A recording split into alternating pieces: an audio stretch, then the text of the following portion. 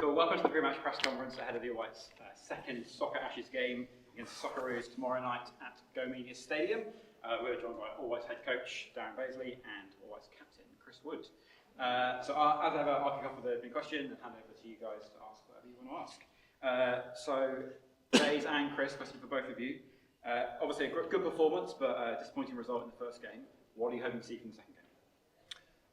It was a good performance. Ultimately, it was a game we went into wanting to win. We didn't. We copped that last goal, and that was disappointing for the team.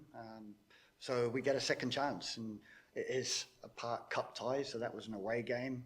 And we lost 1-0, but performed well. Now our job is to come back here, bigger performance, better result, and we're all excited for another opportunity and get another crack at the Aussies.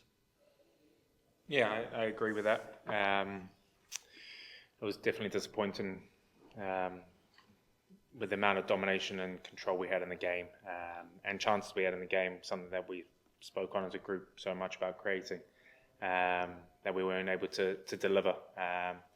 Thankfully for me, it's a two-legged thing, so I have a chance to put it right of my input of what I was able to do on the pitch. So we've done a great performance, but we need to do even better, raise it another 10%, which is always hard to do in a second game with flights, timing of turnaround of games, but it's something that we need to challenge ourselves to do. Chris, what do you personally do when you have a game like that where you've had chances and do you go back and look at the video and think about what you could have done better, or is it just instinctive stuff for next time? What's your process? I smile and move on. As it showed in that game, I had two chances. The second one came soon afterwards. If I was dwelling on the first one, then I'd have a worse chance of scoring the second one.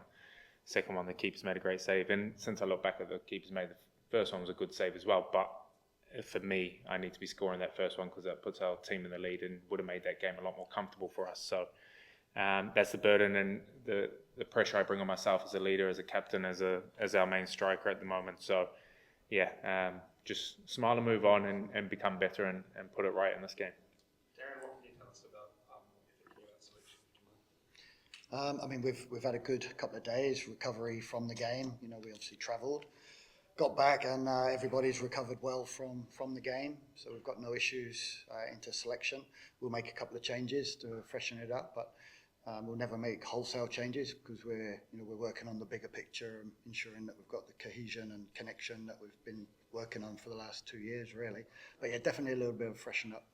Would see this could be the last time you play at home before the World Cup, depending on that March window. How important is it that you kind of put on a show for the home fans? Vitally important that we try and do well in front of our home fans because we want them to buy in and support us and be there for the long campaign.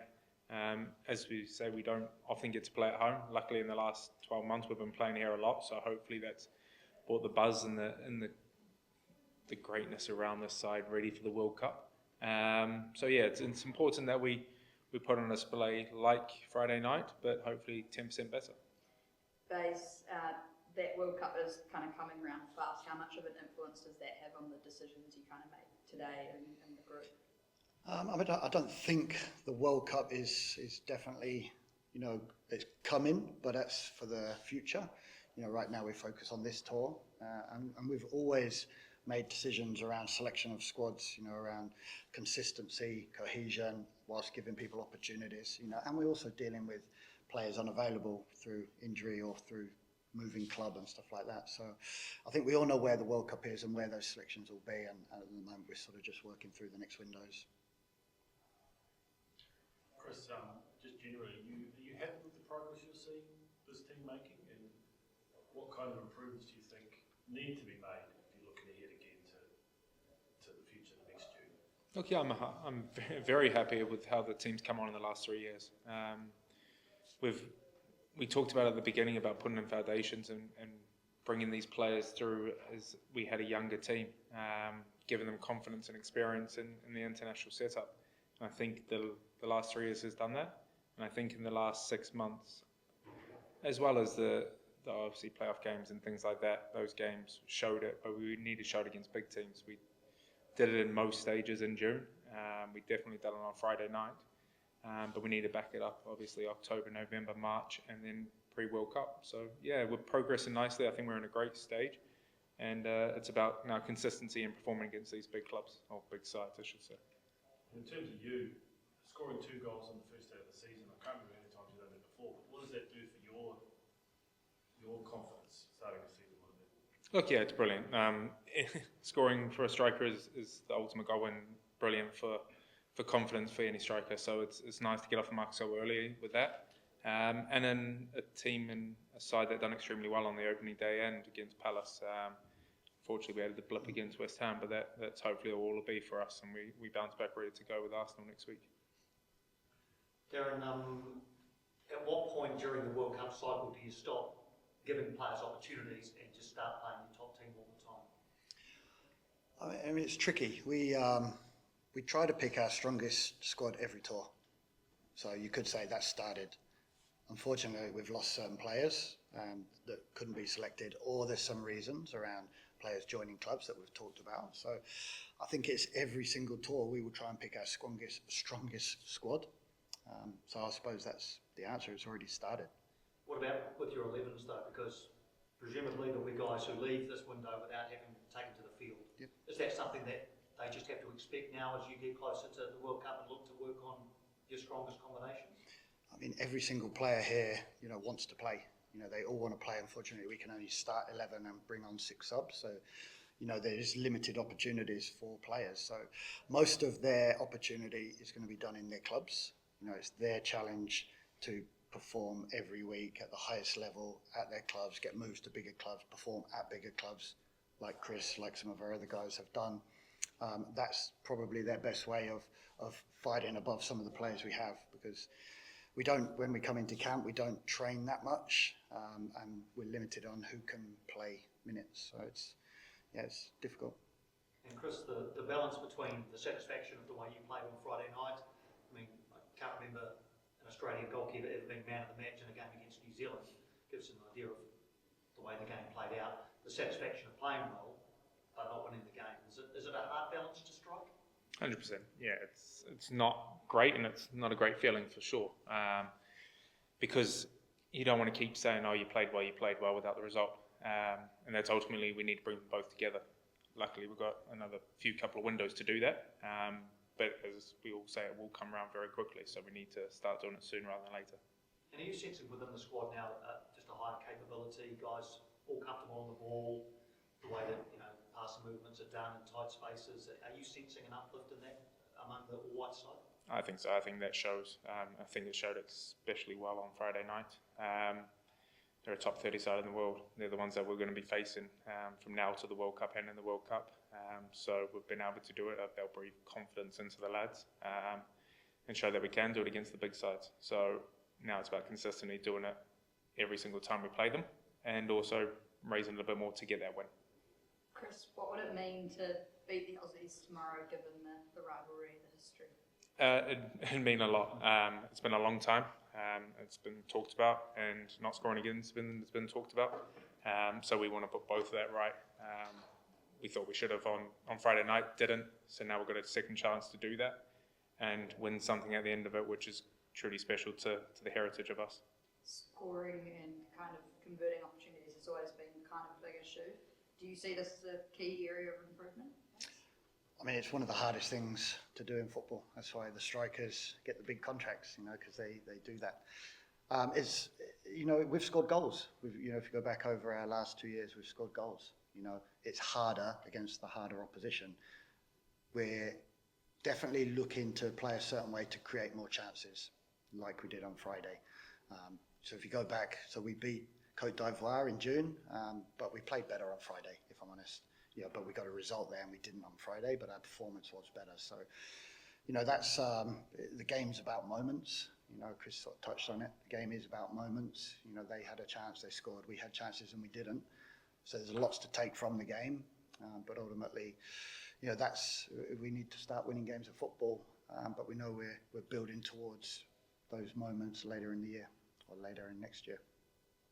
Chris, what can you say about how you're managing your minutes? Obviously, you came off just after an hour mark on Friday night. You said having to be careful with your loading at the moment.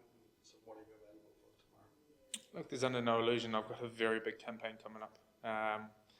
Probably the biggest in my career. And I'm at a stage of my career, I'm 33 years old, and my body is not like these young boys, and they can't be rolled out, and it can't be what it was last time. It's a balancing act.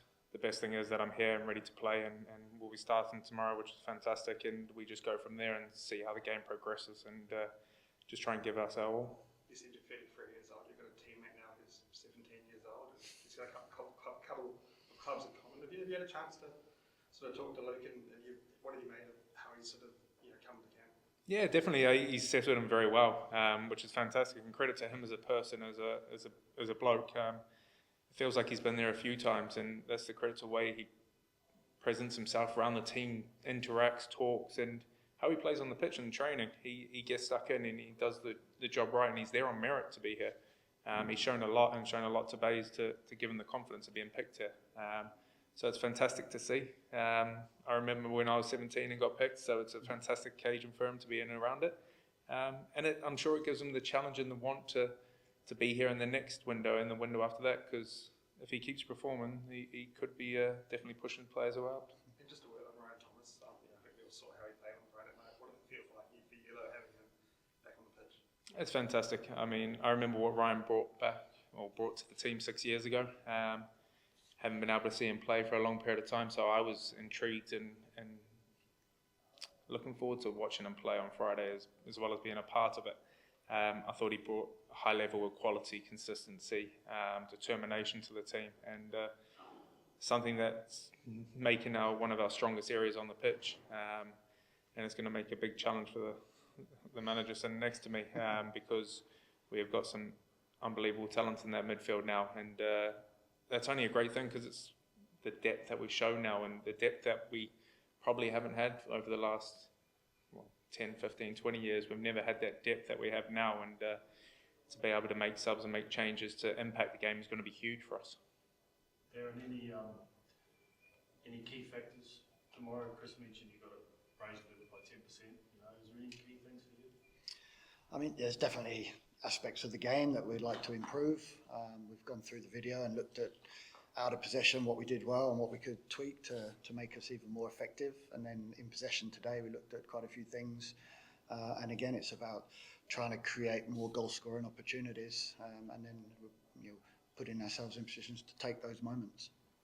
And Chris, just back to the open day again. Can you describe how that second goal unfolded from your point of view? And is that one of the more satisfying goals you've scored because the way your run kind of made that goal?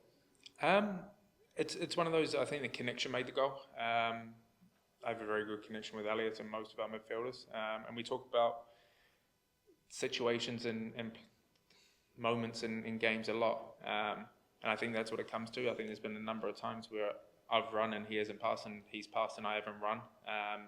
That never gets seen or never gets picked out. But when you have that connection with someone and you form that bond, that those moments happen. You know he's going to win the ball, you know he's going to find me, and I don't even need to wait for it, and I can run. And that's the same with players here. You need to form those connections because those are the things that can make it so powerful. Those connections I could have with Sapri, Eli, Callum, who's always behind me and feeding the ball. I need to have those connections, so then it becomes automated for us to just do it, and it happens. Do you feel like those connections are growing when you spend time with all the guys you mentioned? 100%, yeah. It's definitely grown over the years, which is fantastic. And you just become on the same wavelength, so then it becomes so easy into the games. Chris, just you haven't touched on it before, but you spent a lot of time back home in New Zealand the last 12 months, probably more than you have most of your career. I mean, obviously you've signed a lot of autographs, you've played football, scored some goals, but is there anything you sort of take away in particular from, I guess, the time you spent back here? Like anything, an interaction or any sort of moment that has really meant a lot to you, sort of coming back here and seeing how people sort of appreciate you? Coming back here is familiar, it's home, it's that sense of safety and belonging. That's huge for me, and I think a lot of the boys. It's where I can be with family, see family, and connect on a deeper level. And it's something you don't get when you play international football abroad or at other places. So it's huge, and I think it's shown why everybody wants to come back and play in these games. It's a long way to travel for a lot of people, but it's why people want to do it, because New Zealand is our home. The fern on our chest means a lot to us, and that's why we do it. How good is the kit? It's fantastic. I've said it a lot. It's the best one for a long period of time. I would love it if we played in the World Cup with it, but I think Puma will have a lot to say with that. Any further questions from anybody? Cool. If not, we'll leave up there. Cheers, Bays. Cheers. Woody. Thank you. No Thank you, problem. everybody. Please.